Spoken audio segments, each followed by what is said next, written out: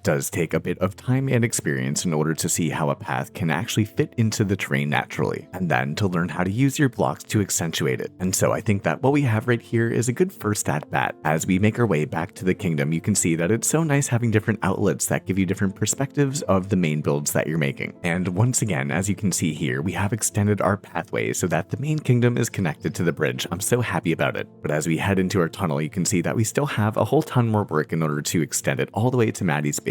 So I say let's get back around to breaking down some stone and placing it back down.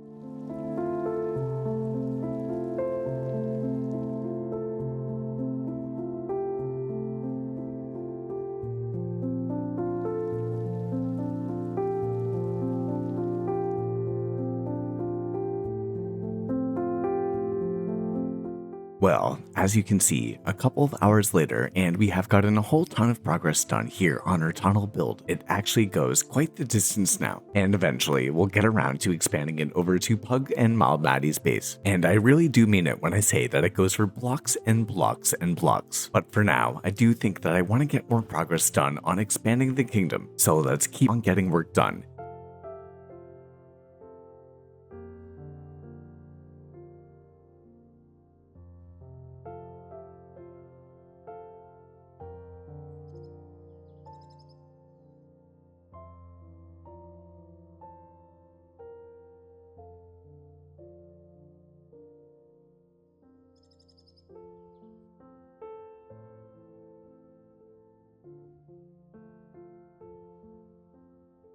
Well, we are a couple of hours into this project, and as you can see, everything that we have behind us is starting to really look so beautiful. We now have another path expanding over to Pug's place in the distance, as you can see with the trees over there. And then over in this direction here, you'll see that we have our sniffers. And to be honest with you, one of the craziest things about it all is that I still have so much more stone to my name. We've already used so much stone over the last couple of months with all of our pathways and with the monorail along with the kingdom by itself. I did want to show you that the path extends over from the monorail over here, and then if we keep walking in this direction, you'll see that we pass across the jungle on the right, leading over to another river where Pug happens to live, which actually I say let's fly over there very quickly and see what his base is looking like right now.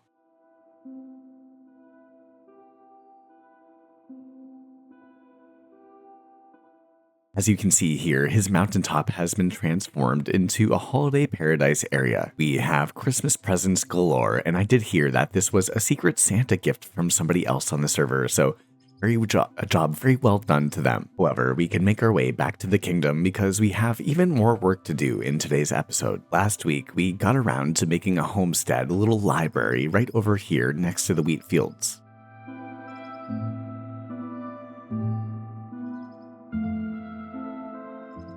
Be honest, as a builder, I've kind of been struggling with knowing how to fit in this area that we have right here. It seems kind of flat and just does not have enough life to it. So I think that we're going to make everything even more congested and consolidate the builds very closely together and have a build right here. Now, if we don't like it, we can always get to moving it somewhere else, but I'm pretty happy with the build and I think that it's going to look good right here. However, there's only one way to find out, so let's get to building it.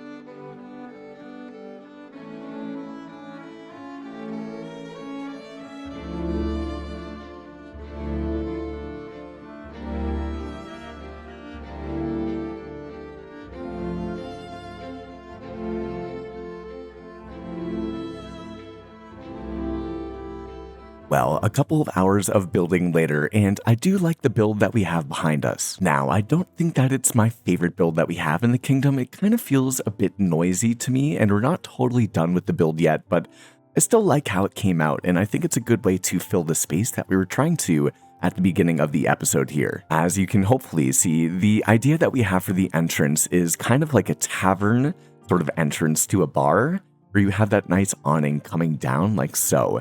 And then interestingly, on both sides, you'll see that we have a couple of decorated pots just on a little shelflet right here. And I like the vibe. And you can see that walking out here, especially when we have the wintertime months in Lotus, it looks really wonderful and the whites just match with everything really well. This build is actually unique in that it happens to have 2 different balconies right here. You still have to put some candles on the sides, just like we happen to have over here, and in a couple of the other builds that we have, I just happen to have run out of them. You can see that we have another one on the side right here, and we still have to fill in the area.